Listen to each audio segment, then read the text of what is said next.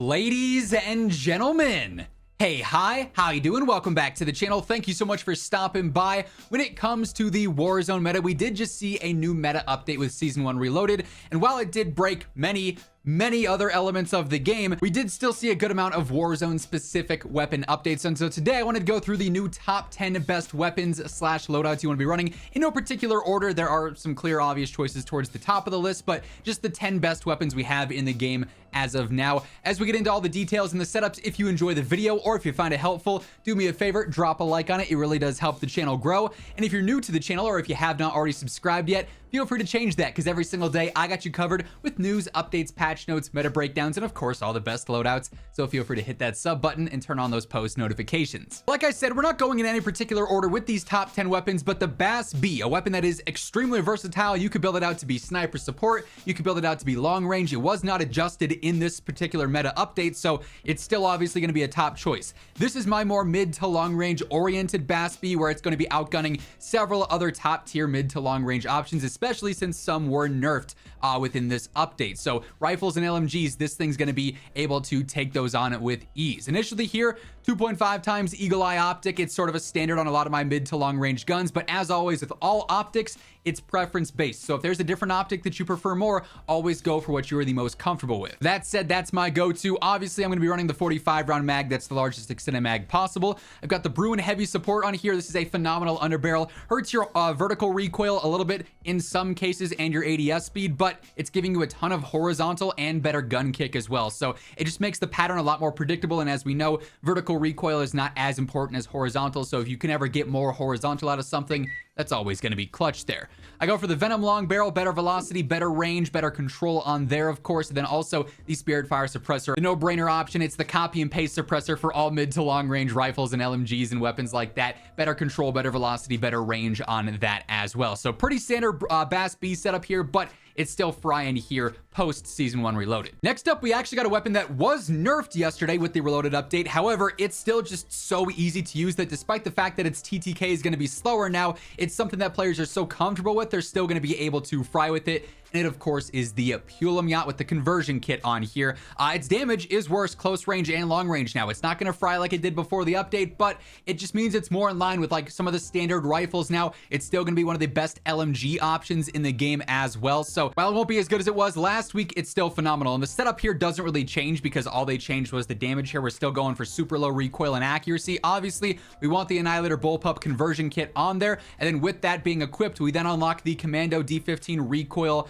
pad here, so it's going to help out more with general control. Ton of gun kick, but also horizontal and vertical control. 2.5 times eagle eye yet again. The bullpup kit also gives us the Annihilator long barrel for just better velocity and better range overall. Pretty significant at that. Then also Spirit Fire suppressor yet again. No changes, no surprises there. So PKM or Pulemyot still dominating, just not as good as it once was. Now, because we saw so many LMG nerfs, the long range meta is definitely dominated right now by marksman rifles, including the MCW 6.8. It's got a lot of ammo supply. I actually need to go through and update this one a tad bit, but it's got the ammo supply, it's got the damage. If you can just land shots consistently, get really familiar with the fire rate here and how it behaves when you spam it, you're gonna be set. This thing's going to obliterate enemies. So you got the option of a 30 or a 60 round drum here. I'd always go through and use that 60 round drum personally, just because that's gonna give you plenty of ammo. You're not gonna have to worry about running out of snipe ammo mid gunfight, right? I also got the assault stock on here. It's just better gun kick control, better recoil in general, making the gun more predictable and easy to use.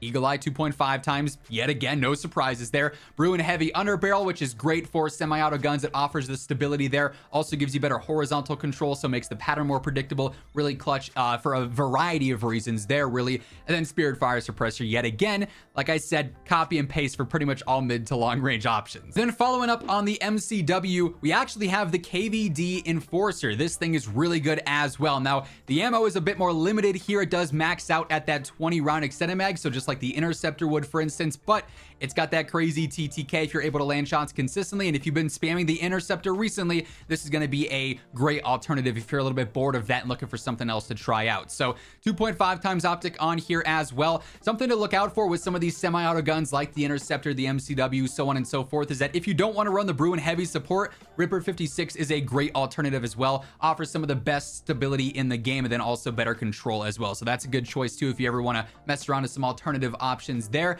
I go for the mod barrel. This is going to be better range, better velocity, better control, pretty basic. Then also the Spirit Fire Suppressor once more on here. No real changes there. Now, of course, we were just talking about it, but the Interceptor, the big problem with the meta update for Season 1 Reloaded is that it didn't nerf the Interceptor for whatever reason. Now, a nerf is coming, and when that happens and we see other meta updates go live, that's when I plan on doing a full like breakdown, entirely primary, secondary perks, equipment, a full-on top 10.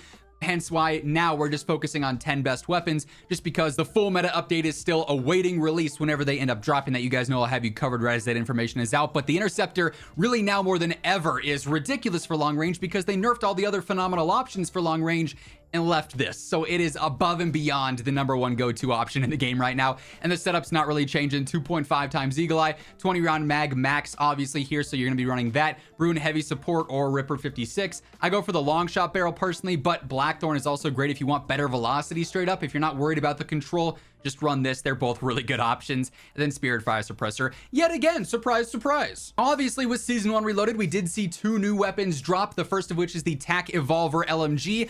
Think of this basically as the TAC Eradicator, but with a normal fire rate. This thing is super low recoil, hits pretty well for the mid to long range, very similar to all the other LMGs in the game. So if you want a quick, easy, accurate LMG, this is another phenomenal choice to add into the mix here. Initially, 2.5 times optic. I know, wild idea to throw this on a gun. We've also got the Bombardier stock. I think that's how you pronounce it. It's just straight up better control, only hurts your ADS speed by 4%. There is also the Rampart heavy stock, and this does help out with control as well, but it's gonna hurt a little bit more mobility. So I mean, either or here is gonna be fine. It just depends on how much you value your control versus that mobility stat, but both are great choices there. I've got the Hound 9G grip here because you only have select underbarrels, and this is just nice and consistent, 9% across the board for control. There are some other good options though. You know, some of these skeletal ones are pretty good if you're okay with hurting some control, but you are hurting horizontal. That's something to take note of. I'm not personally a fan of that, hence why I opt for the Hound.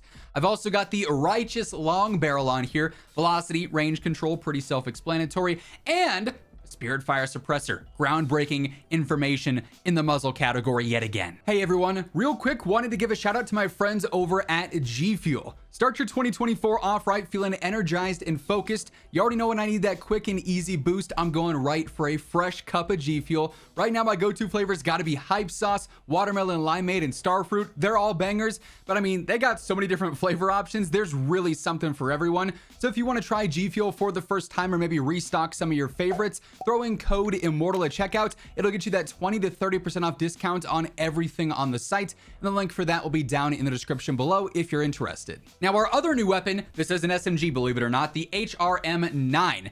This thing is actually really cool because with this specific setup, you get the Grau iron sights essentially from MW 2019 and Warzone 1. You get those by using the Princeps long barrel. This is going to help out with velocity and range, which on a sub, pretty decent. It kills the hip fire, but if you're just not focusing on hip fire, personally, I don't do it much. Not a huge deal to me, and I get some of my favorite iron sights of all time to use in game. I also go for the Shadow Strike Suppressor in this case. It's a low recoil SMG, so I don't feel like I need anything other than just to stay off the radar. If you wanted to stay off the radar and up it a little bit, you could try something like maybe the Sonic Suppressor. It hurts your control a little bit, but you get a little bit better range and velocity, so that's an option as well. But for me, Shadow Strikes work just fine.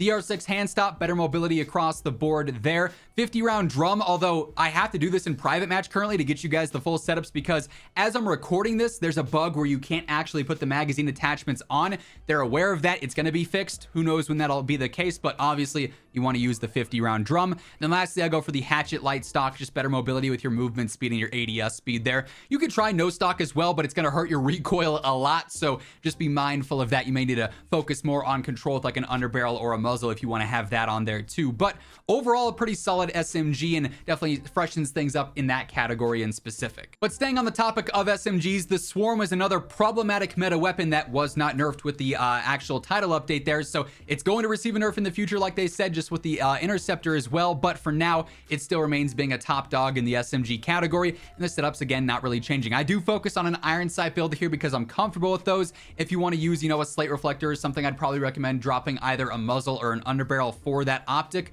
but I used the 50 round mag. You could also jump up to 100 if you want there.